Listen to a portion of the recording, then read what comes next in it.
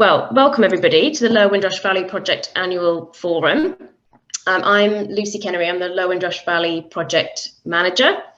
The programme for this evening is initially I will be giving you a little presentation looking at some of the things that we've done in 2021 and some of our upcoming projects. We'll then be going over to Anne Cotton, who will be giving us an introduction into Floodplain Meadows. And then Catriona will be talking about the Thames Valley Wildflower Meadow Restoration Project. So we have a lot of familiar names on the call tonight, but also some new ones. So I'm going to give a brief introduction to the Lower Windrush Valley Project. We are an Oxfordshire County Council hosted organisation delivering landscape, biodiversity and public access improvements across our project area. So the map that you can see on the screen at the moment shows our core operating area, although we do sometimes extend beyond that boundary for some projects. So the background of the project and the reasoning behind that project area is the historic current and future minerals extraction. So as a result of that, you'll see the project area is quite a watery environment. So we've got two arms of the River Windrush running through the project area, 60 gravel pit lakes, quite a lot of ponds as well, many created through the minerals extraction, and then also some floodplain meadows that Anne and Catriona will be talking about later.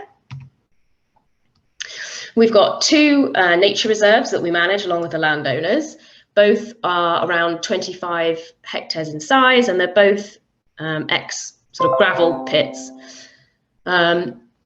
Sorry, I've got lots of people waiting in the waiting room as well now to let in. So Rushy Common was restored in the mid-2000s. That's got a bird hide, and it was open to the public along with tar lakes in 2011. And one of the kind of key areas of value on this site is the water bodies. So it's got a lake, 2 ponds and a ditch, which support 5 stonewort species and 3 amphibian species, as well as wetland birds.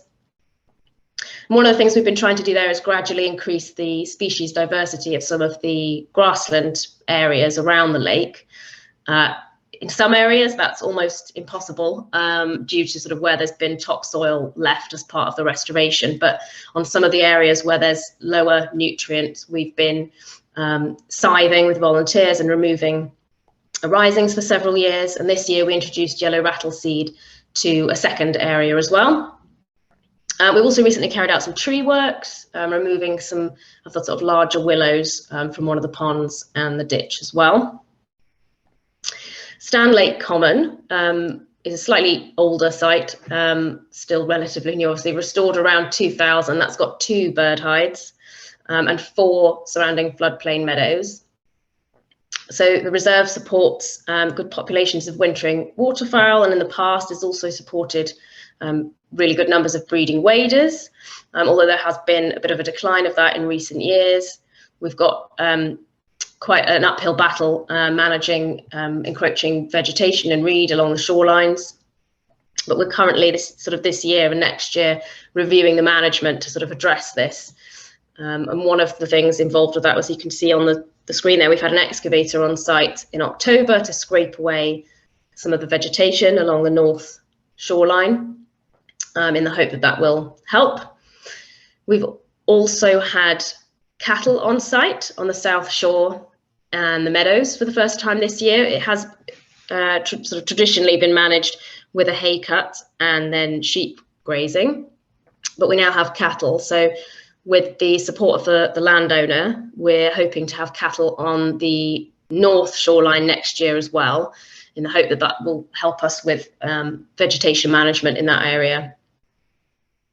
And then last but not least is Tar Lakes, which is the site that probably most people may be familiar with, as it's something that's open to the public. It was designed for people to enjoy.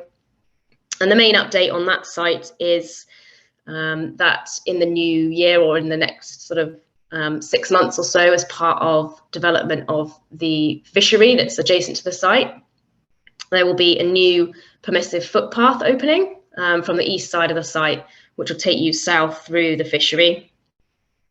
So that's obviously something that I will make sure I share when that's going to be opening. Events, so we've got some lovely photos of some of our events this year. They've obviously looked quite different over the last 2 years. We've had things like the forum online, but we have been able to have outdoors events this summer. And you could just see a selection here. So pond dipping, river fly monitoring training days. And we had a Cubs group from COGS visit Tar Lakes and Rushy Common as well. We also held 2 bird ringing events, and they were specifically aimed at people who had sponsored nest boxes that we put up on the Windrush path in 2020. And we had a really successful, it was 2 events. We had to make a third visit in order to get all of the boxes checked, but that was really successful. We ringed 100 birds from 12 of the 16 boxes that we visited. And if anybody is interested, we did also record a bit of a demo of the ringing, which you can find on our YouTube channel. Friends of the Lower Windrush, this is the sort of name that we use for all of our volunteering activities as a project.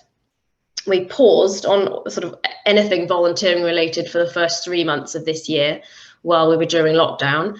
But since April, we've actually had a kind of really busy few months.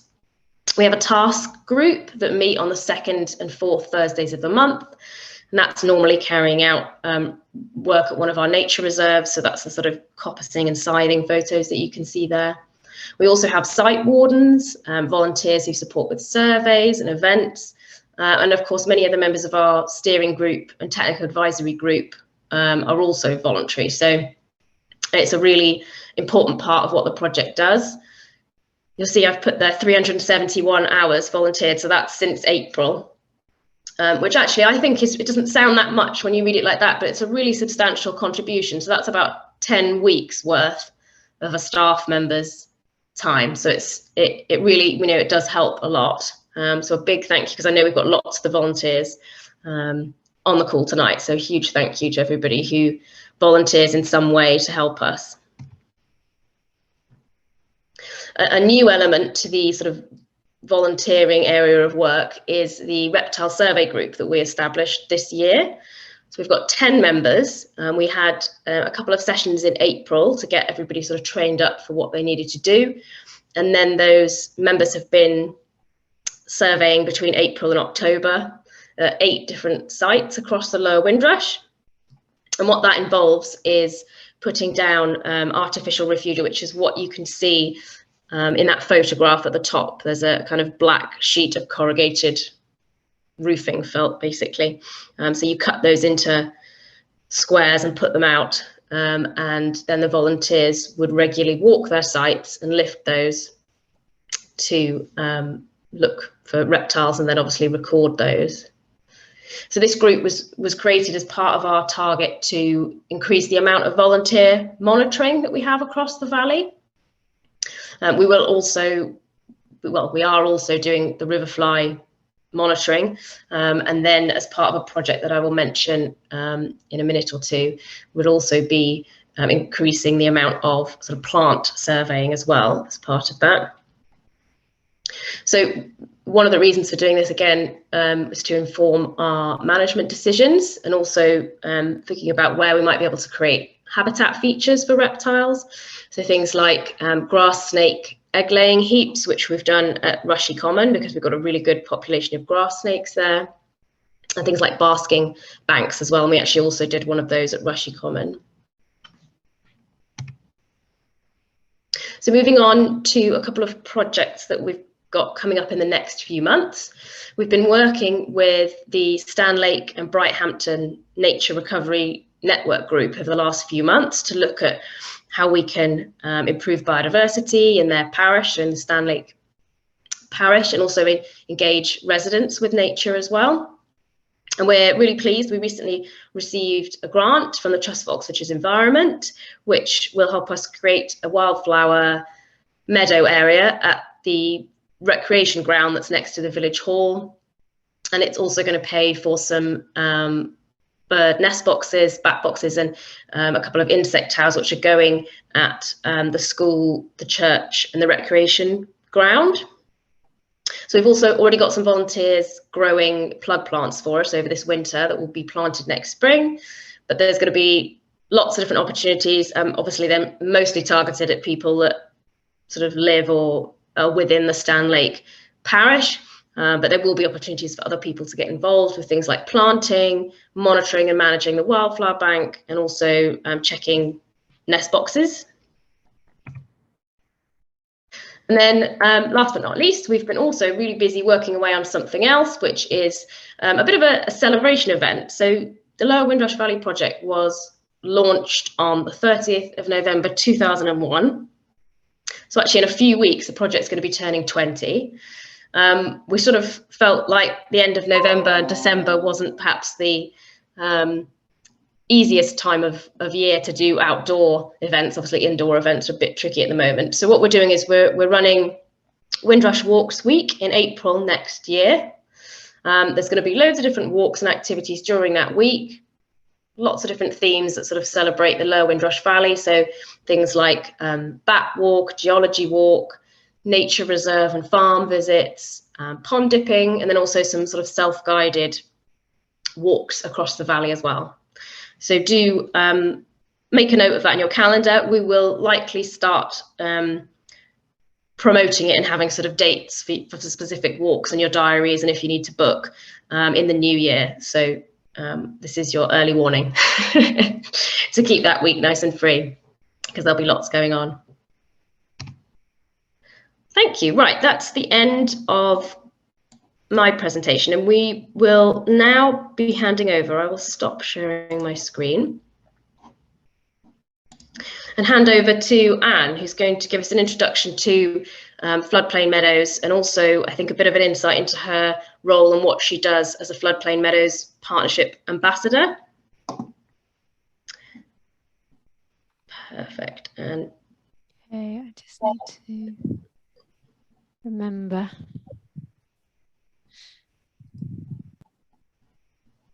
There we go. And we can still see your next slide bit. How's that? That's perfect. Great. Okay, so shall I start? Yeah, perfect. Go ahead. Okay. Hi, everyone. My name's Anne Cotton, and I'm here today to talk to you about Floodplain Meadows. And I'm here with various different hats on. So for the majority of my working life, I've been an agri-environment advisor for Natural England, working in the Upper Thames area, so I know the area very well. And more recently, I've changed roles slightly, and I'm helping to work on the new environmental land management schemes that are just being developed. In addition, for the last 3 years, I've been doing a training and study program with the Floodplain Meadows Partnership, which they call an ambassadorship. So it's mainly in that role that I'm here to speak to you today. And last but not least, I'm also involved in a partnership called the Upper Thames Wader Group that's running a curlew recovery project in the area. So some of you may know me via that route. Curlew use these floodplain meadows for nesting in, so that's another reason why I'm interested in the floodplain meadows and in conserving them. So the obvious place to start a talk about floodplain meadows is to define exactly what they are.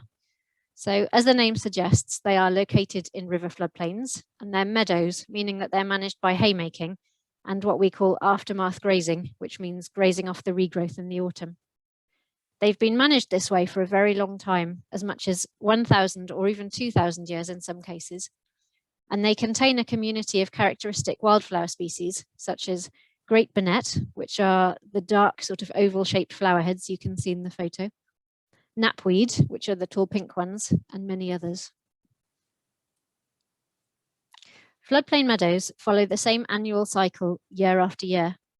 They flood over winter, which brings in nutrients from the river, which are deposited on the land.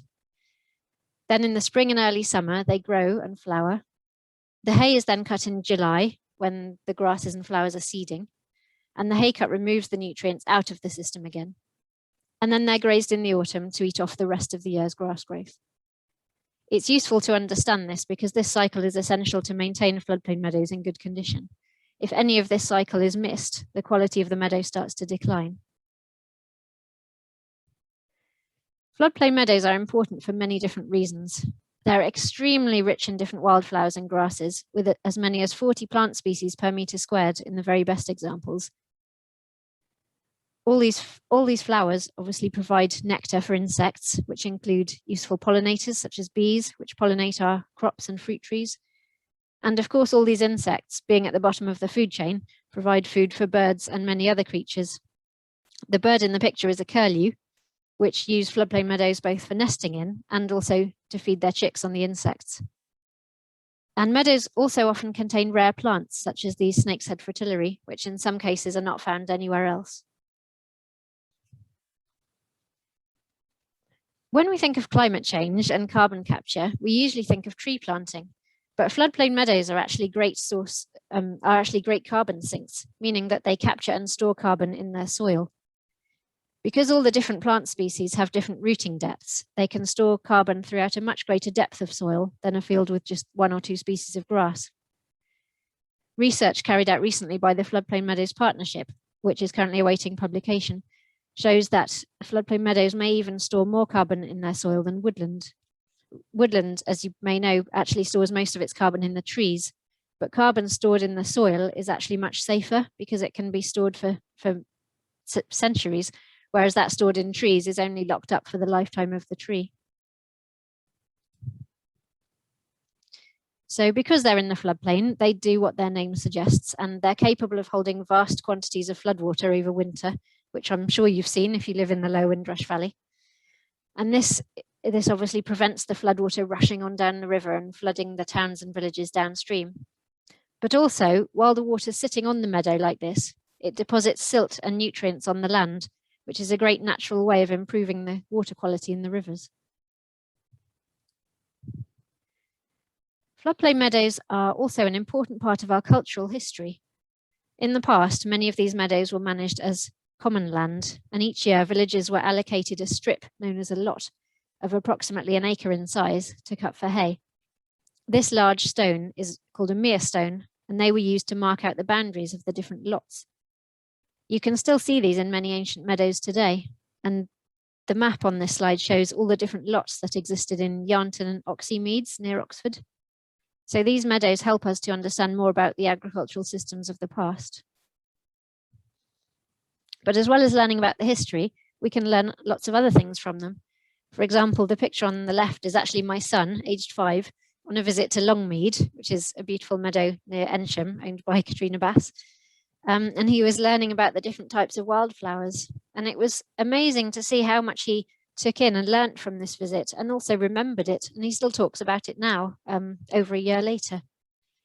So meadows inspire us as children, but also as adults. They inspire art, poetry. We enjoy walking in them. We enjoy visiting the displays of rare wildflowers, such as the fritillaries. And this benefits both our physical and mental health. And on top of all that, they even give us food, thanks to the animals which graze them. So alongside all these environmental benefits, they're still productive systems.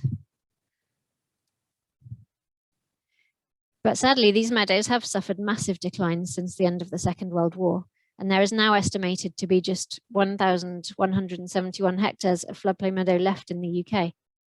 Interestingly, our county of Oxfordshire has one of the highest concentrations of remaining meadows. So if you're under the impression that there are lots left because we have lots in this area, there actually aren't. It's just that this is a really special area for them. And when you see figures such as these in the table, it really hits home just how important these individual sites are, especially the larger ones like Pixie and Yarnton Meads, because they each represent such a high percentage of the remaining national resource.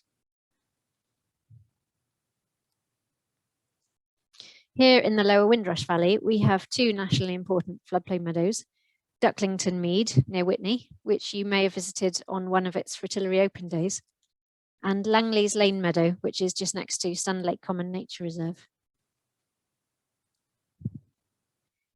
These meadows were once highly valued by rural communities.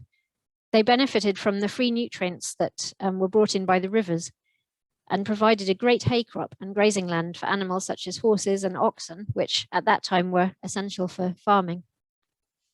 But following the food shortages experienced during the First and Second World Wars, there was a government push towards self-sufficiency in food production. Price guarantees were introduced for products such as sheep and cattle, wheat, barley, and oats, encouraging farmers to keep more animals and grow the largest possible areas of crops. The Ministry of Agriculture also offered grants and subsidies to farmers for increasing chemical inputs and for so-called improvements, which included things like land drainage, ploughing up grassland, removing hedges, and so on. And this resulted in the loss of a huge percentage of our floodplain meadows and continued right up until the 1980s and 90s, when things at last started to change. But it wasn't until the early 2000s that these subsidies for production began to be phased out completely. In this area, of course, there's also been a lot of gravel extraction, which has been going on for over 60 years and will have had direct impacts in terms of actually destroying areas of floodplain meadow, and also indirect impacts in terms of altering the water levels and thereby affecting any remaining sites. So how are they doing now? Well, the vast majority of these ancient meadows that remain are now legally protected as sites of special scientific interest, or SSSIs. But even so, they still face challenges, and management is probably the most significant one. Not as many farmers keep livestock these days, and therefore they don't need as much hay as they did in the past. And those that do often prefer to use fertilizers and take 2 cuts of silage rather than 1 late cut of hay, because it's more productive. So these meadows can suffer from both over-intensive management and also under-management or abandonment, which is shown in the picture here. This should look like a beautiful flower meadow, but is now dominated by coarse grasses, and scrub is even starting to appear. So in many cases, we're having to pay farmers to manage these meadows in the traditional fashion, as it's no longer economically viable for them to do so. Sometimes, even with the grant aid, they still struggle, which could be because they can't find a contractor to come in at the right time to make the hay, or a grazier willing to put the right type and number of animals on at the right time of year. And sometimes they can't find anyone who wants to buy the hay, even if they do make it. And if they have no use for it themselves, obviously that can be a real issue. So there can be lots of barriers to getting these meadows managed in the way they need to be.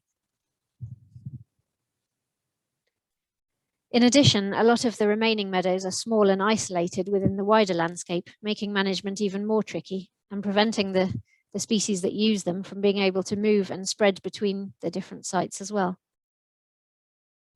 Climate change has begun to have a noticeable impact even during the 20 years of my working life. I've seen the weather becoming a lot more variable and unpredictable. I've seen an increase in winter floods and summer droughts becoming both more frequent and more extreme. And the floods, when they do happen, are often longer lasting and are starting to come at unexpected times of the year. I'm sure we all remember the summer floods of 2007, which destroyed the hay crops all along the Thames Valley and caused a lot of these types of meadows to really decline in condition for some years. We've also had springs, like in 2020, that are so hot and dry that nothing grows at all. And then the following year, 2021, the spring was the complete reverse, and it was so cold and wet, we were still getting frosts in May. There's always been some variability in the weather, of course, but climate change is really exaggerating this, and it's going to make it very difficult for nature to adapt to. And lastly, air pollution is listed here because the burning of fossil fuels releases nitrous oxides into the air, which are then deposited on the land again when it rains. This increases the levels of nitrogen in the soil, and so that improves the grass growth, but at the expense of the more sensitive wildflowers. So it reduces the diversity of species in the meadows. Thankfully, there are lots of efforts going on across the country to try to protect and restore these important meadows. And our next speaker, Catriona, is going to be telling you about her amazing work here in the Thames Valley. So I'll just give you a quick flavour of what Natural England are doing. So I've mentioned already the fact that lots of these meadows are designated as SSSIs, which gives them legal protection. Sorry, I think I might have missed. No, I don't know what's going on with my slides, sorry. Something's gone wrong there. So lots of them are designated as SSSIs, which gives them legal protection against destruction. And we also provide landowners with information about the site and advise them on management. But in addition, the agri-environment schemes are the main tools we use to financially support the maintenance of existing meadows, whether they're designated as SSSIs or not, and also the creation of new ones.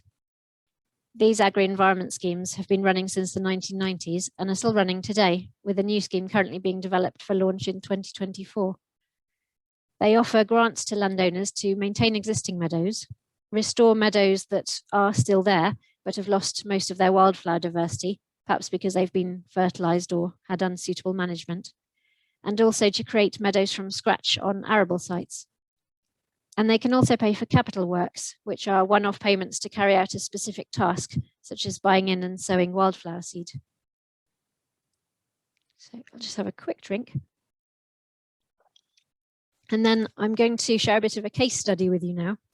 So this site is not only a great example of how the agri-environment schemes are helping to fund meadow restoration on farmland, but it's also the site where I'm conducting my 3-year floodplain meadow ambassadorship study.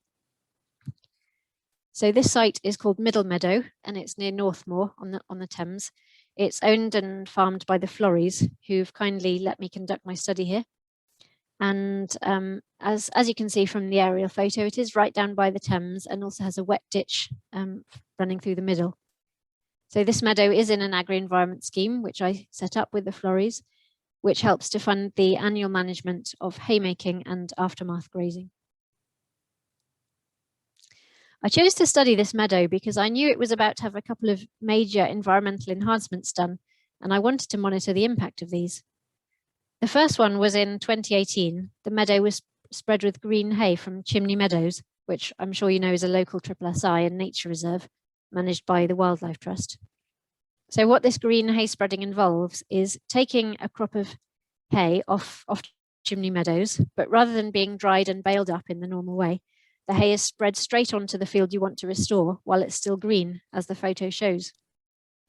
The idea being that it then dries out, that as it dries out, the seeds from all the different wildflowers and grasses fall into the field that you want to restore, where they can establish and grow in future years. And this work was done with funding from the Floodplain Meadows Partnership. Although this may sound like a simple process, green hay spreading is far from being straightforward, because it relies on so many different factors for it to be successful, some which are within our control and some, like the weather, which aren't. And even in the best conditions, it still takes several years to see all the sown species appearing in the restoration field. And the other major piece of work that was done in this field was the creation of scrapes in 2019 with funding from Natural England. Scrapes are shallow, wet pools with muddy edges that are used by wading birds such as lapwing and curlew to feed in. And the impressive machine pictured here is called the rotary ditcher, and it's recommended by the RSPB for the creation of scrapes because it's been designed to create them to be just the right shape and size. As you can see, it scoops the soil out and then flings it sideways, scattering it thinly over the surrounding area. So it looks quite a mess when it's first done, but in fact, the soil on the surface soon disappears and the grass grows back through it. So I was interested to study the impacts of both of these things on the meadow.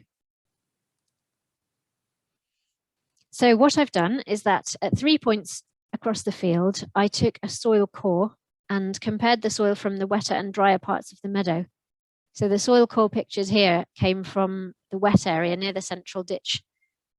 And as you can see, the top, so it's about 40 centimeters or so, is nice, fertile, healthy soil.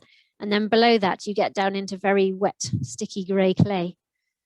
Whereas in the drier parts of the field, you get a much greater depth of nice topsoil. And when you do eventually hit the clay, it's not as grey and wet and sticky, it's much drier. I then inserted a long permeable plastic tube into each hole, which the soil cores had left behind, to create what we call a dip well. And then I use this tool shown in the picture, which is called a buzzing stick, to monitor the water levels. So it tells me how far below the surface the groundwater was sitting. And I've been monitoring this once a month for the last 2 years, or at least I would have been, except that there was the small problem of the global pandemic and 2 complete lockdowns, which is why you can see 2 big gaps in my graph showing my data on the right. But aside from that, I still think you can see the pattern emerging where the water levels are going down in summer and up again in winter. And also that B, which is the orange line, that's the one from the wettest part of the field. That one has higher groundwater levels all year. Sorry, what was that?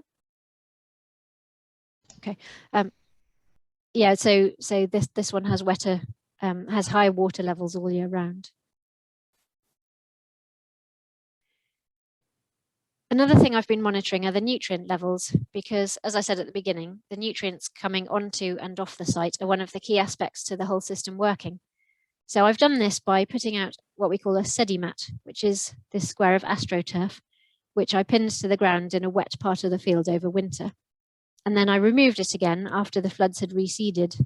And as you can see, it's collected the material that's been deposited by the flood, and it's now been sent to the lab for analysis. To add to my data, I also took part in the Thames water blitz, which I suspect many of you will have done too, where you monitor the levels of nitrates and phosphates in the river water using a simple test. So these things measure the inputs of nutrients. To measure the outputs, we record the management, so whether the farmer does make hay and graze the meadow each year. In my case, the Flories have been doing a great job and getting it cut and grazed every year, so their management will be having a positive rather than a negative impact on the meadow. The reason for measuring all of these things, of course, is to see what impact they have on the plant communities. So what types of grasses and flowers are present. And it's been really exciting to see that there has been a noticeable increase in typical floodplain meadow wildflower species year on year, as the graph shows. And hopefully you can even see the difference in these two photos. So the canes are used to mark out a 1 metre by 1 metre square, where every June I record all the species present, and I do them in the same 5 locations across the field each year. So in the first picture from 2019, you can hopefully see that it's almost all grasses, but in the second one from 2021, you can already see that there's a lot more diversity coming in with lots more different wildflower species present. So on that note, I just wanted to say a massive well done and thank you to the Flories, if you are listening, for firstly agreeing to restore this lovely meadow on your farm and for doing such a great job of the management to make it a success. And thank you also for letting me be part of the journey and being able to observe all this and learn from it. So in conclusion, hopefully I've convinced you that floodplain meadows are a very important and valuable habitat, having many benefits to us and to the environment. But they are under threat, and we need to recognise their value more and do everything we can to conserve them. Thank you. Brilliant, thank you, Anne. What we're going to do is move straight on to Catriona's presentation now, but what I forgot to say at the beginning was if you want to sort of pop questions into the chat box as you have them for any of the speakers, and then once Catriona finishes, we'll do a bit of a Q&A then, and we can kind of, I'll pick through the questions and try and direct them as best I can. So Catriona, if you wanted to share your screen now then and do your bit. Yeah, hi, I will just do that bit. I'll just say hello and then turn myself off again, because I think the slideshow works better without the video on. So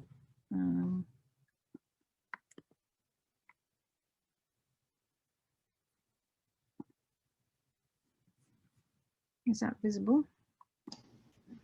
Yep, I can see that. Brilliant. Right.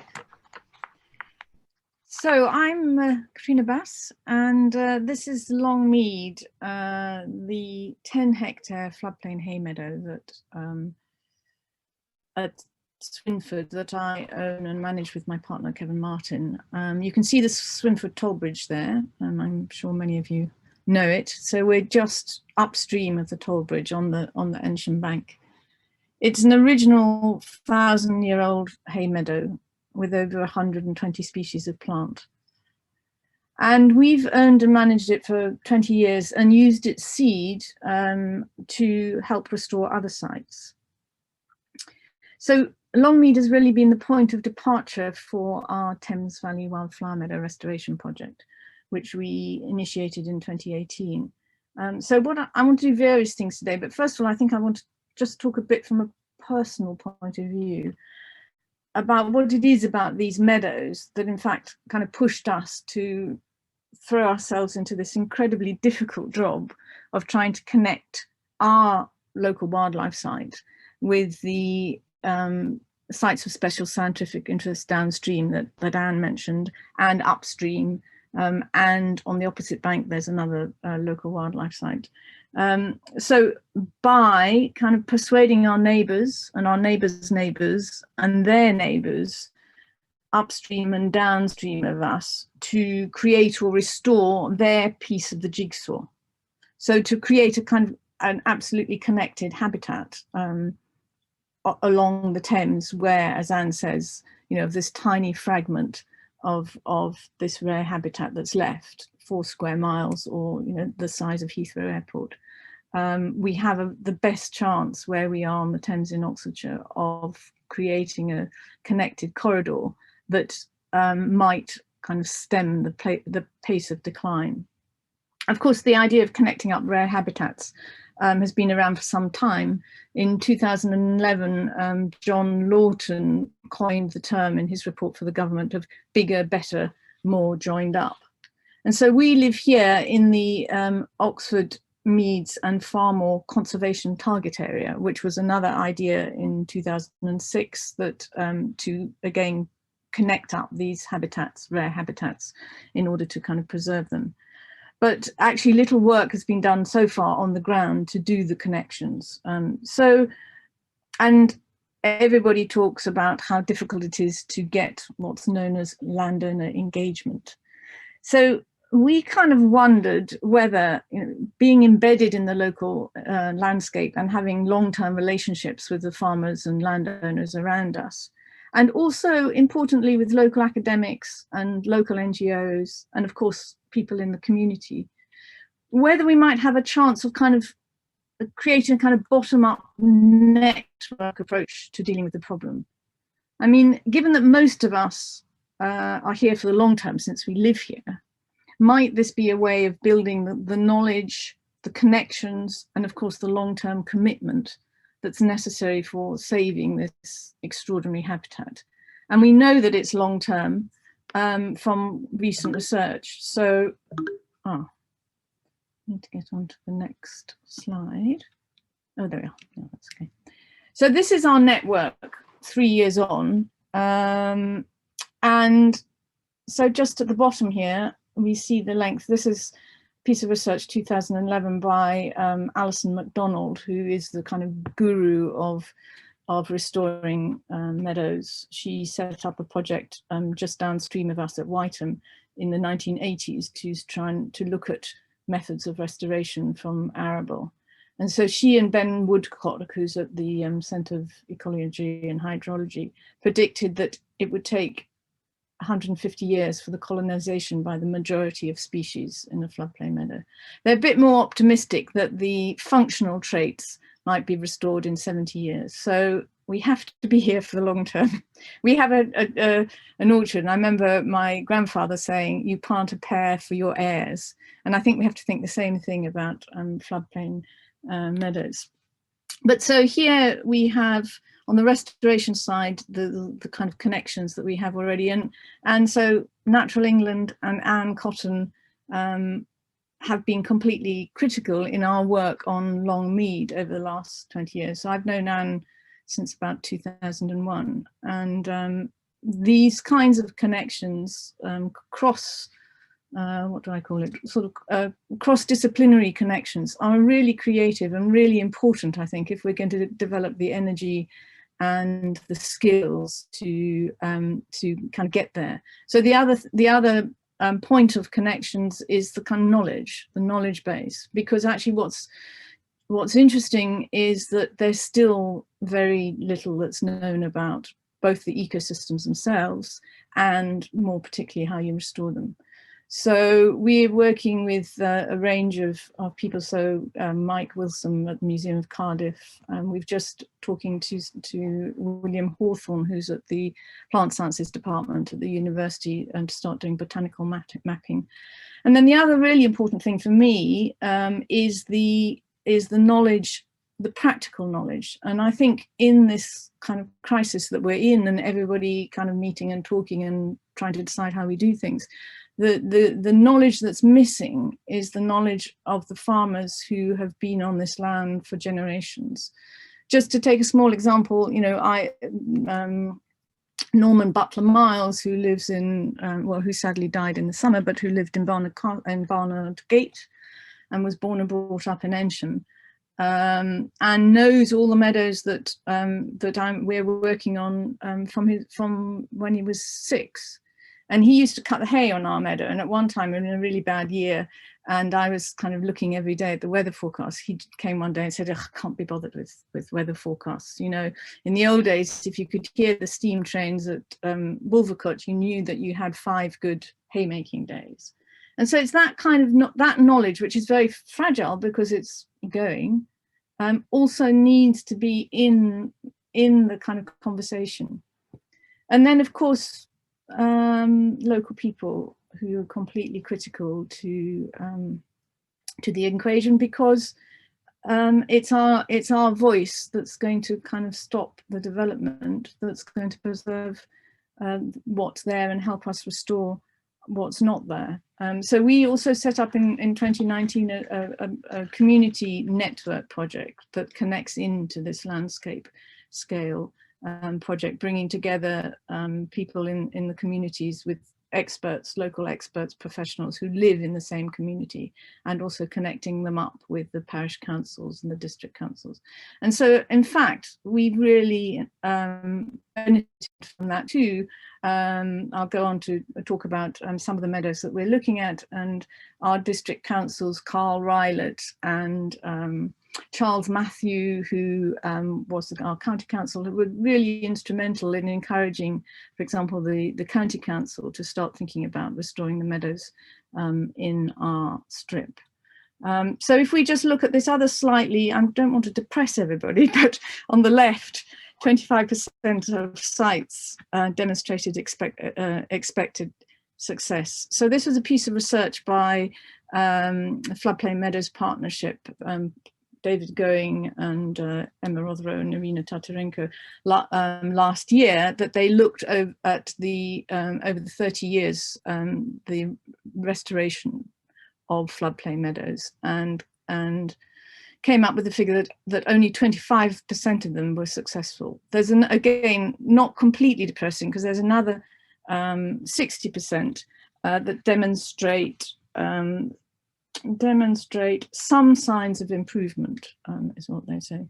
So the conclusion from this, and the thing that I would just want to say first before I go on to look at the actual restoration, is that we absolutely have to save what we've got. And this is what we've got at Ensham. This is our meadow. And Anne says that most of them are protected as triple SIs. That's true. There's a huge number of them that aren't triple SIs around our area. Ours is only a local wildlife site. And actually, Tony Juniper and Emma Harold Boyd came in June as part of a project that I'll tell you about later on. And Tony Juniper turned to the grasslands expert and said, make this a triple SI. And I think he was joking, but actually the fact that they're not triple SIs, and I had a conversation this morning with a group of people from Natural England, means that they are disappearing. So Beebout made a heroic attempt a few years ago to save 11.2 hectares of original floodplain meadow like this. At Barton, it went under development, and now 10 hectares of local wildlife site meadow at Hinksey is being threatened by the Oxford Flood Alleviation Scheme. And of course, all these things need to happen, but if it was a building, it would be listed. And if it were an animal, actually, what's extraordinary, there was something on the news the other day about an owl that had been found, an eagle owl that had been found in Rwanda, of which there are only 1,000 left. And so there's conversation about making a national park to protect it. Well, if we think that there's not much more than 1,000 hectares of floodplain meadow left, and they're disappearing quietly under development without anybody knowing. And so that's where I think the public, I think they're already extinct in the culture. So few people, you know, even in Ensham, very few people have ever seen our meadow. So part of our task is also, we're working with the Floodplain Meadows Partnership.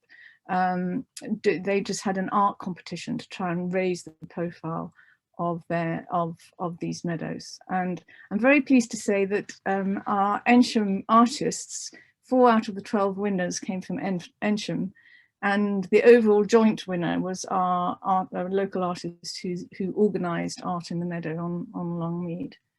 So these are they. Extraordinary. This is great. This is Devil's Bit scabious, the purple pom-poms, and Great Burnet that Anne talked about. Again, Great Burnet. I'm going to show you more of these because I think it's important. It's not, they're pretty pictures, but this is what we're losing. This is early marsh orchids on Longmead. Interestingly, the year before this one that Anne was talking about, when it was very dry, they all keeled over and didn't come up this year. But actually, they do a protective, they protect themselves. So in fact, last year's weather determines their show in the following year. This is just up, these are our neighbours upstream of us. And of course, you know, 100 years ago, you would have walked down the towpath from Stand Lake to Oxford, and all the meadows would have been like this.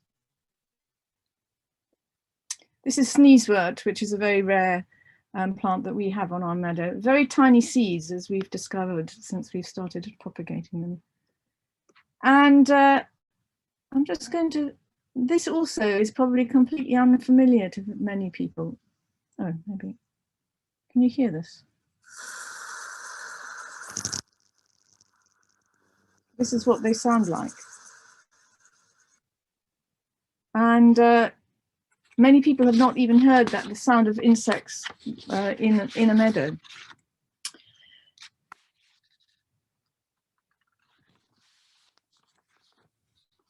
So today, very few people know about them, and they're not valued broadly in agriculture. But of course, as Anne said, once they were actually the most valuable land in the country. So this is the Doomsday entry for the Doomsday Book for Ensham. Ensham had 255 acres of meadow recorded in the Doomsday Book. Longmead at that time, which is here, was 158 acres. So it provided most of the hay for Ensham, and anybody who had a cow or a sheep or livestock was entitled to a strip of Longmead for hay. And you can see the strips. I found this map in the local history centre a few years ago, and one strip was as long and as wide as it took one man to mow in one day. It's quite interesting here. When I looked at it in the history centre, I couldn't understand why the strips go one way and then they change to the other way. And when you're sitting in the archive, it's just not, you know, it looks very random. But actually, when you're in the landscape, it's completely clear, because there's a ditch that, can you see? Is my cursor visible? Yeah, there's a ditch that runs around the. Yeah. Is it? Yeah, we can see that. Okay, so the ditch that runs around here, in fact, was a ditch that used to fill the turning pool here at the wharf, and so this was very rushy and sedgy. And as anybody who makes hay knows, that sedges and rushes make rubbish hay. So if you had the strips all going down towards the river, somebody who got this strip would have had nothing very nice. So that's, I think that's my interpretation of why they changed direction. But of course, also the meadow is very variable in its plant species, depending on whether it's wet or dry. And so in fact, to make it fair, they had a lottery every year, and so you would get a different strip every year. And as Anne said, they use stones to measure to mark out these strips. And so a few years ago, a couple of years ago actually, in a very dry year when the meadow was quite short, we found one of these stones. So here, this is what's called a mere stone, and probably there are many other stones underneath. They just used to kind of pile them on top through the generation. So in fact, on Yarnton Mead, which is downstream of us, there's some kind of concrete ones on top, and where they went on having the strip is still a common meadow. Ours got enclosed in the Enclosures Act in the 19th century, so it stopped being used by the commoners at that time.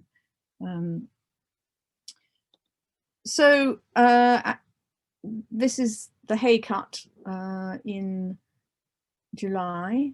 So we don't use a scythe anymore, but a tractor, and it's a crop. It's a 21st century crop, and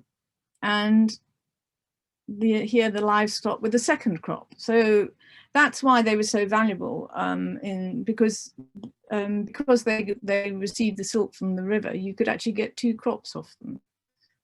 So these are sheep and cattle. So Alison MacDonald's research at Swinford was looking at whether it was better to restore them with to graze them with sheep or cattle for restoring the biodiversity.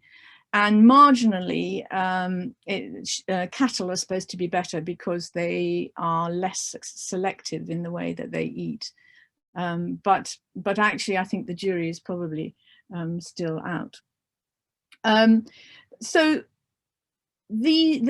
they are completely viable economically in 21st century agriculture, but we come back to the problem again that nobody knows them. So if you try to sell the hay on the open market, because they're slightly lower energy values than hay made of ryegrass, they don't have commercial value on the open market. But if you talk to the handful of farmers around here who own them, they know exactly where they fit in.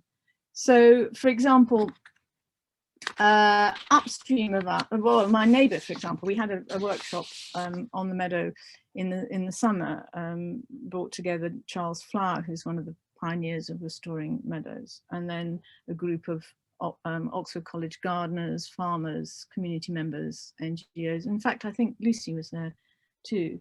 And our neighbour astonished everybody by saying, you know, when I and he's a big commercial farmer, he said, every time I come down here and I see it's flooding, I rub my hands with glee because I think free fertilizer.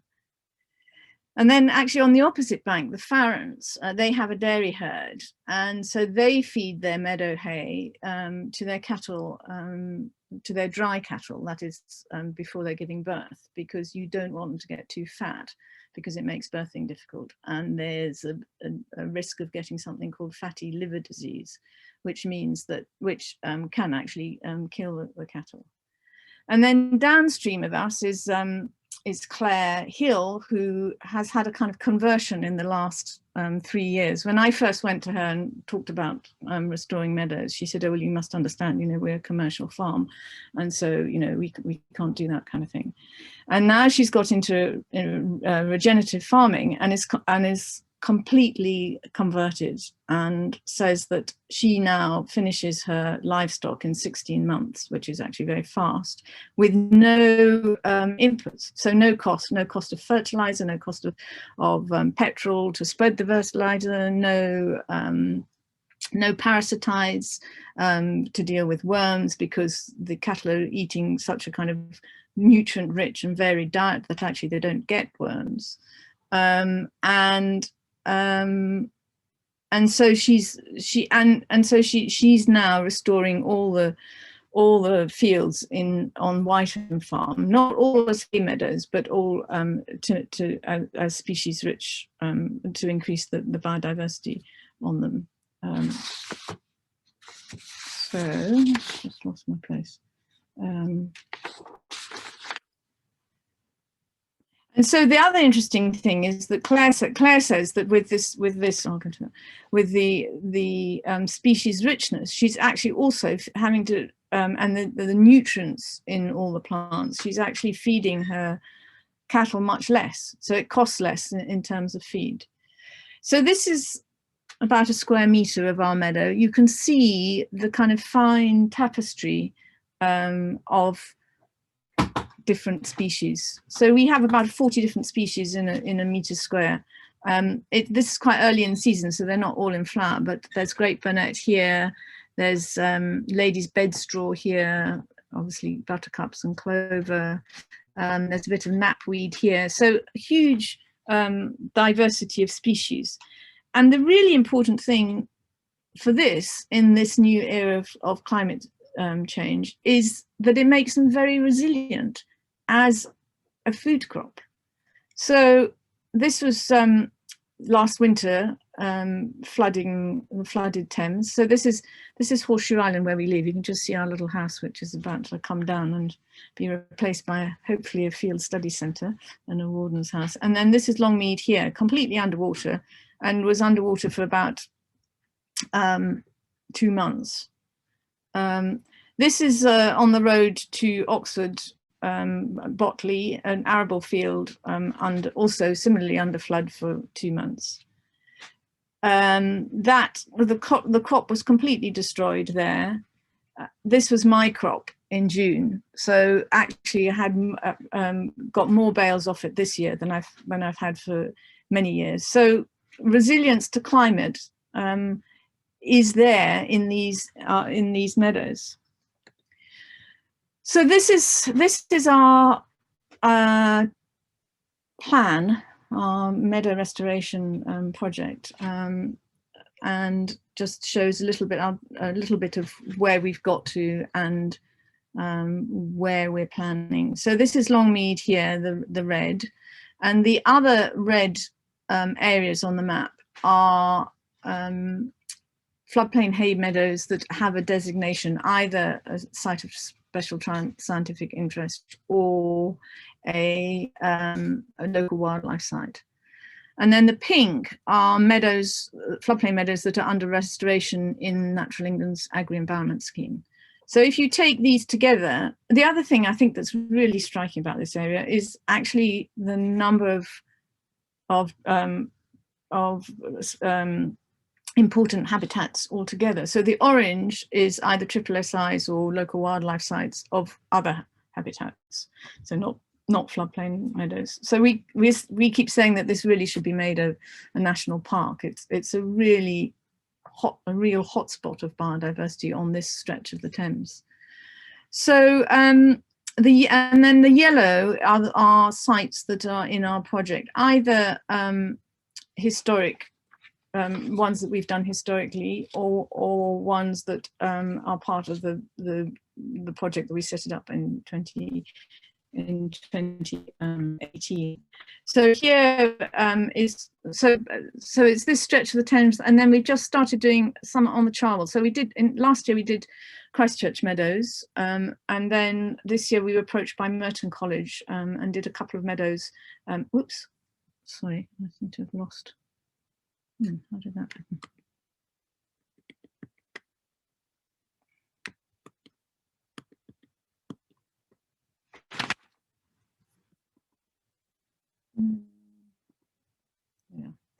Yeah. So we were approached by Merton College, and these are the Marston Meadows on the opposite bank of the Charwell. So that also it's very nice to be starting to buffer the triple SIs on the other bank. And of course down here is Magdalen College, that's not particularly which is very species rich in any case, of various kinds of habitats. So even within Oxford there is the opportunity of kind of increasing the biodiversity. And so this is again an aerial view which shows quite nicely what we're doing now this year. So this is Longmead, this is Horseshoe Island where we are, and then this summer we restored 12 hectares here of Pink Hill. I'll come back to that, but just on this bank here is a local wildlife site that belongs to the Oxford Preservation Trust, floodplain meadow, and then these meadows up here are our neighbours, the Moors. So James, one person who said he rubbed his hands with glee when it flooded. And these have been in the agri-environment scheme since about 2000, and are really, this top meadow here is looking very beautiful. And in fact, they used some of the seed this year to restore a site at Ducklington that had been used for gravel extraction, and it's really very species rich. They don't have very much yellow rattle in it, which is there's a slight problem, but the diversity of the plants is fantastic. And so this is 12 hectares that we restored this year with a grant from Ecover, and the kind of hand wash products company. We were approached by the Floodplain Meadows Partnership to put in an application they had a competition because they made a lot of money out of lockdown of hand wash. And so ran a competition over the 3 countries where they operate. And rather extraordinary, they had 770 entries. And our application, which was with the Floodplain Meadows Partnership, BBOUT, and our Thames Valley Wildflower Meadow Restoration Project, won in the UK. So as part of this project, we're going to be restoring 50 hectares along this area in the Thames. And the OU are doing the carbon research that Anne was talking about, looking at where the carbon storage increases with biodiversity. So what we're restoring, they are studying the carbon sequestration in that. And BBOUT's doing a very important decadal survey of chimney as part of the project, and also supporting the soil sampling for the carbon research. So research and understanding knowledge of how we do these things are completely critical. This is Christchurch Meadows, and just the botanical baseline survey that we did before we started. This is Stephen Harris, who's the professor of botany who led it. But again, a nice kind of connecting up network. On the right here is James Penny, who's from the Botanical Gardens, and they're propagating rare plants to plant out in these meadows. And this is John James, who's the head gardener, a completely inspirational character who for quite a long time now has been quietly planting native species around the meadow. He took over from very much a kind of stripy lawn man that he managed eventually to get to retire. And so when I met him and suggested that we might do something in the meadow itself, he kind of leapt at it. So that was very exciting.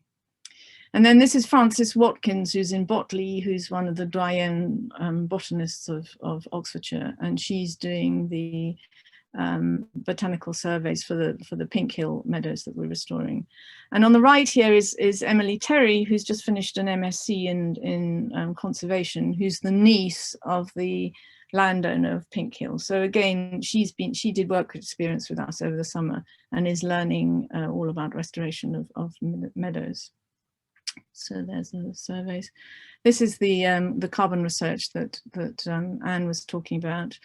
So what's quite interesting also is that it appears that the carbon storage increases with increased biodiversity, which is why we're looking at studying the restoration sites of various ages. And it hasn't quite been teased out why that happens. So that's part of the ongoing study of the Open University. We're also looking at invertebrates on these meadows and how they might increase with the increased biodiversity. We know that meadows are a hot spot for botanical diversity, but what is the relationship between plant diversity and invertebrate diversity? Our kind of working hypothesis is that the number of invertebrate species is a function of plant diversity. And so we're testing whether, as we restore these meadows, the diversity of invertebrate species actually increases. So this is a Malaise trap that's part of something called the Global Malaise Trap Project, which is looking at the biodiversity of insects by looking at their DNA. So that this doesn't tell you the quantity, but it tells you whether a particular species is present or absent. And then this is Mike Wilson from the Museum of Cardiff and Ryan Mitchell from the Oxford Natural History Museum, who are working with us very closely. They're taking 4 sites that, as part of our project, looking at insect. So Mike's a hopper specialist, and Ryan is a fly specialist. So that's Ryan on our meadow. And actually last year, Ryan found a very rare fly called Sarcophaga villeneuvae on Longmead, which is only found on 8 other sites in the UK, and actually was first identified on Yarnton Mead downstream in the 1930s. So that's it. That's the Yarnton Mead fly in the Natural History Museum. So the actual restoration, Anne has told you quite a lot about that. This is measuring out 4 hectares of Longmead to go on to 12 hectares of Pink Hill. So the ratio is between 1:3 and 1:1. The devil is slightly in the detail because it depends very much on the year what you do. If you do 1:1 in a good year, you end up with a whole lot of compost and your seed will get burnt off and killed. But if you do 1:3 in a year like last year where there was very little growth, you might not have enough seed. So preparing the soil, as Anne suggested, this is harrowing. This is disking Pink Hill. Actually, it turned up, and again, we were going to harrow, but the soil turned out to be very hard, so we had to disc it first because the contractor was worried that we would break his harrow, and then we had to harrow afterwards. So there's a huge amount of kind of fine tuning of this work that I think in the literature is not really made clear. One Natural England advisor said to me a few years ago, we just usually hand it over to the farmers and they get on with it. And then you realise why probably there's this tiny success rate of only 25%. So this is the Merton Meadows, and so here there was some quite nice existing diversity, not a huge amount, and rather easy to propagate species. So we did strips. We rotivated or harrowed strips and sowed into those areas.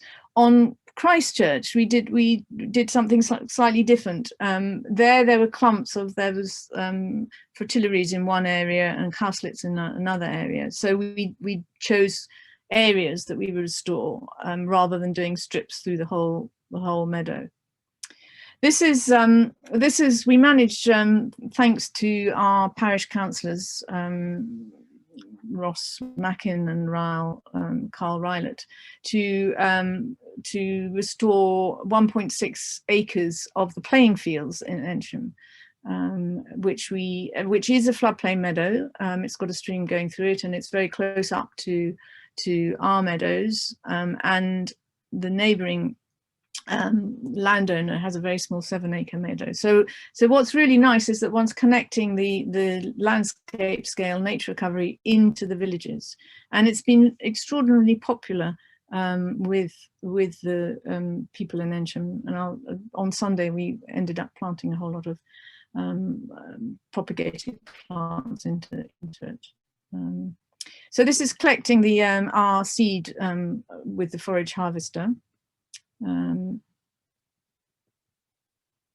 then loading it into trailers. When we did the Christchurch one, Graham Podbury, who did the work, was very anxious about loading it straight into the muck spreader, which is what you broadcast it with, because as you see, the wheels are quite far out on the muck spreader, and he was worried about Oxford cyclists. So we had to do it in a trailer and then dump it, and then forklift it into the muck spreader.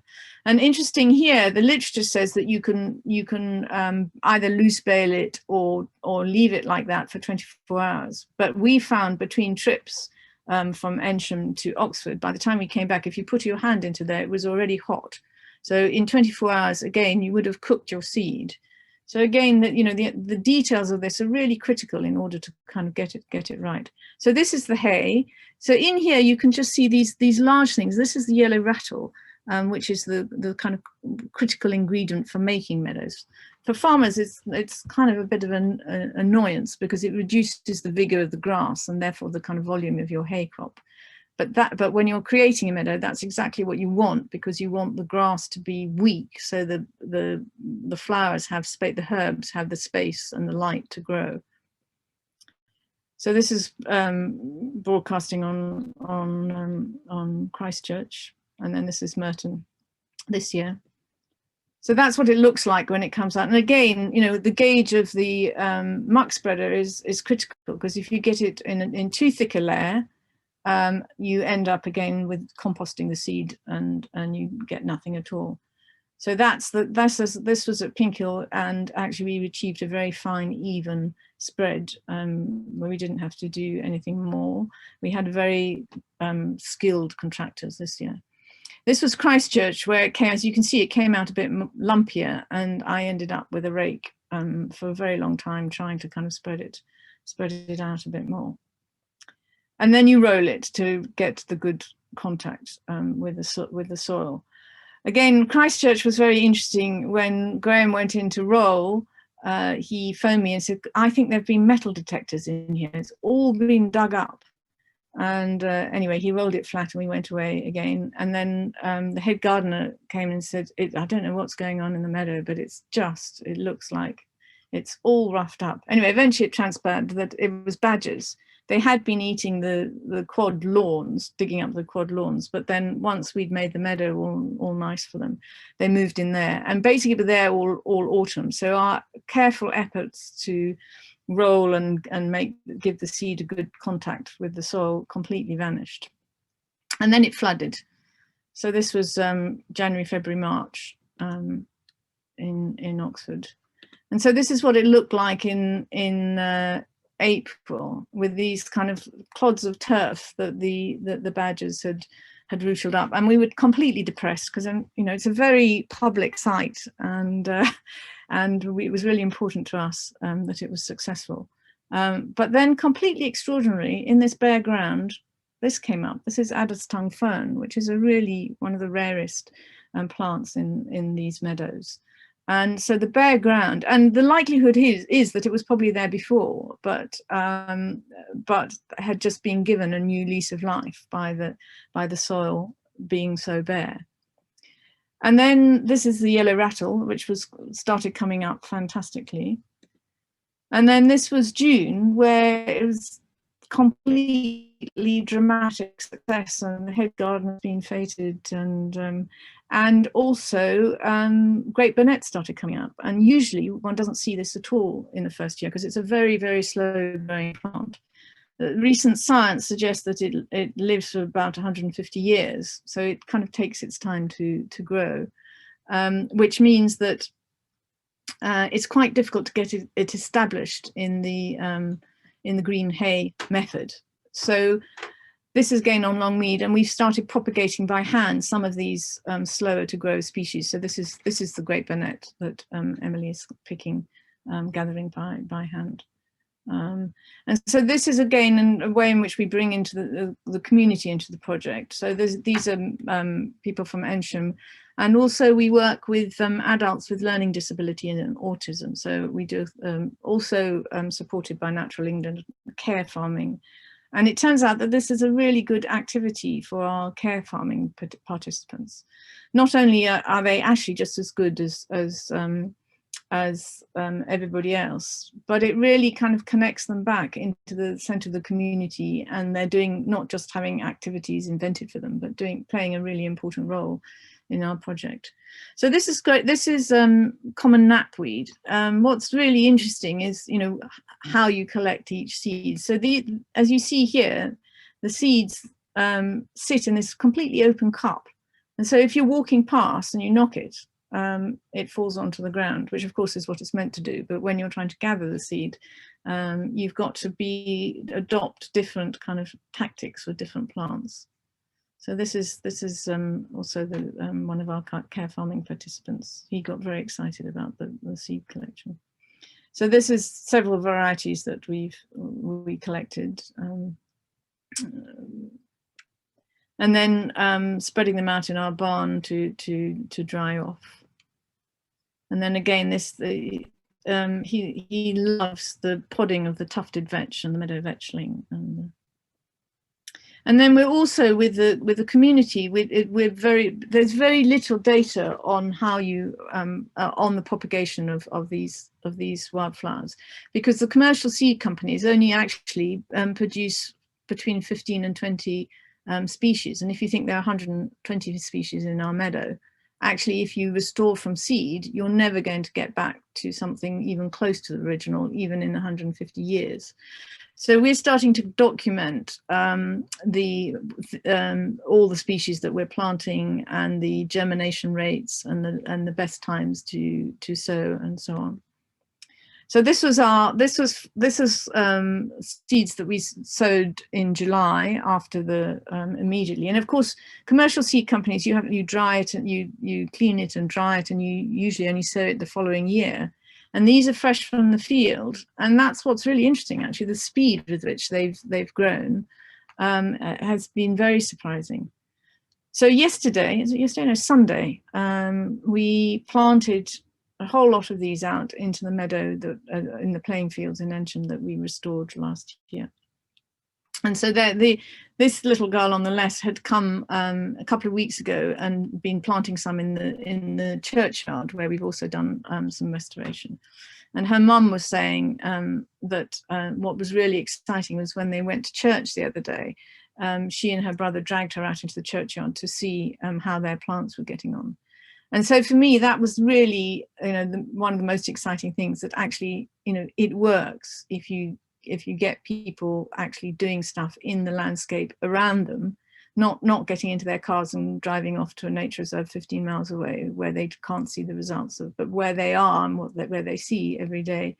That is the reconnection with nature, I think, that will kind of get us to where we want to be.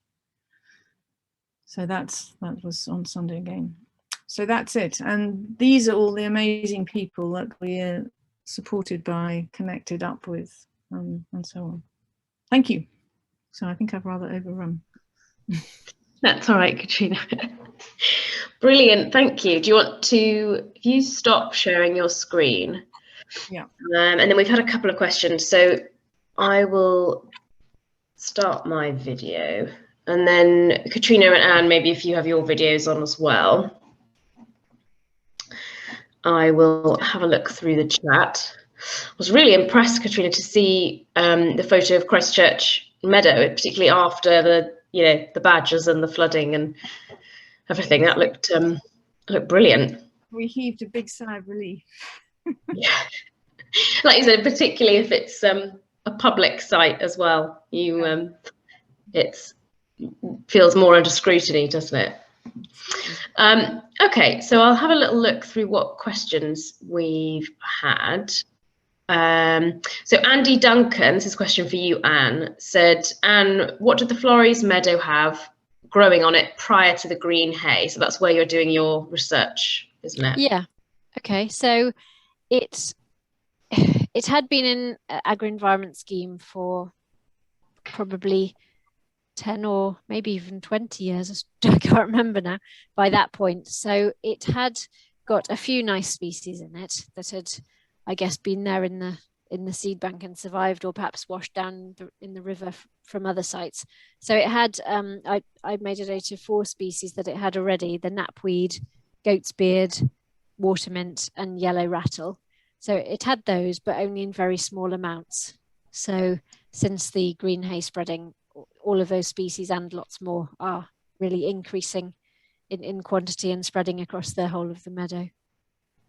And did you find those in the sort of first year after the green hay spreading?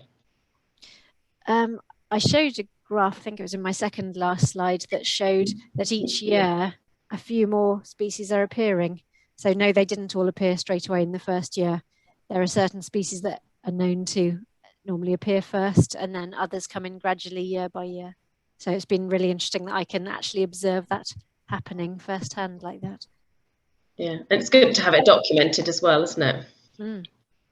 Has it got, is the yellow rattle, I'm not yellow rattle, the great bonnet appearing? No, I haven't seen any yet. No. Okay, there's a couple of questions about the sort of conversations about triple SI status. So this is from Graham Lenton. I think, Anne, this is probably for you initially anyway. Does triple SI status really afford protection? The Oxford-Cambridge arc passes through many triple SIs, possibly 60 plus. Even though the road has been delayed, it seems that the house building is going ahead. Yeah, as you can imagine, I sympathise with that question. I think all of us who care about conservation wish that it afforded absolute protection, but yeah, I'm sure we can all think of examples where it doesn't. I don't really have an answer to that one, I'm afraid. Yeah, we'll just stall. Interestingly, that it came up in discussion with the meeting that I had today with Katie Stevens, who's Natural England's national grassland specialist, and a number of other people from Natural England, and one of them was saying, well, it doesn't really afford protection, and in fact, Katie was saying, no, actually, it's the only thing that does. It's the only tool, and it doesn't always, but that it's because there's sort of conversation about making more of these meadows triple SIs, and it's a sort of double-edged sword because you need the landowner to be on the board. But Katie was saying that actually it is a tool in planning that is better, is the only thing that works. Yes, it's the best tool we've got, isn't it? Yeah. But no, it's not an absolute 100% protection, sadly. Yeah. So Catriona, Marilyn Morris has asked, she said, what a beautiful meadow. I think that was in reference to Longmead. Congratulations on your years of hard work. Could triple SI status dictate management that doesn't sit well with your own ideas for the site? So I guess that would be, is there potential for any downsides to the meadows being designated as triple SIs? I don't think so. I mean, what's interesting is that if one, I mean, so for example, because I know Anne very well, and in fact, most of the people working in Natural England want the best for the meadow. So there has been this isn't the triple SI, but with the agri-environment agreements, there has been a condition that you can only cut the meadow after the 15th of July. And that's essentially for ground nesting birds. It doesn't actually do the meadows much good. And so Anne and I had this discussion sort of some years ago of we don't have curlew, and so in that instance you could get a derogation to cut earlier because that improves the state of meadows. So although in principle it seems to me that there are these management things, actually they're intended for the best protection of the habitat. Is that right, Anne? Yes, I would agree with that. So the triple SI management guidance would just basically say manage it by haymaking and aftermath grazing, which you're doing anyway, because that is the best management for the site. And it would protect it from you doing harmful things to it, which you wouldn't want to do anyway. So hopefully we'd all be on the same page with all those things anyway. But as you say, if there was any reason why you wanted to do a particular activity that may be on our list of damaging activities, but you were doing it for a good reason, we would just talk about it, wouldn't we? And there are mechanisms like derogations or triple SI consents where we can grant you permission to do something if we know it's for the greater good. Yeah, brilliant. Good to know there's that bit of flexibility in it. I think we've got time for one more question, which is convenient because we've got one more question. That's from Frank Lucas. He said, are grasses the problem in these meadows, or is diversity of grass species also notable? I guess that's probably because there's often that conversation, isn't there, about yellow rattle and kind of reducing the particularly the vigor of the grass species. I don't know who wants to kind of jump in and answer that one. Well, diversity is important. So whether it's diversity of grasses or diversity of flowering plants, it's all diversity. So yes, one wants the diversity. The problem with grasses is that there's been a tendency to have a monoculture of grass, which is the perennial ryegrass, which grows very fast and is very calorific. So it's not that it's a grass; it's just that the conventional agriculture grows only one grass. Okay. Brilliant. Well, that's quite good timing, just coming up to 8:30 now. So we will end the forum here. Thank you so much to everybody that's come along. Thank you as well to Anne and Catriona. Brilliant, really interesting presentations. And as I said, it's been recorded, so it's something that I can share later in the week on YouTube, and I will circulate with the attendees this evening as well, in case anybody wants to share it within their networks.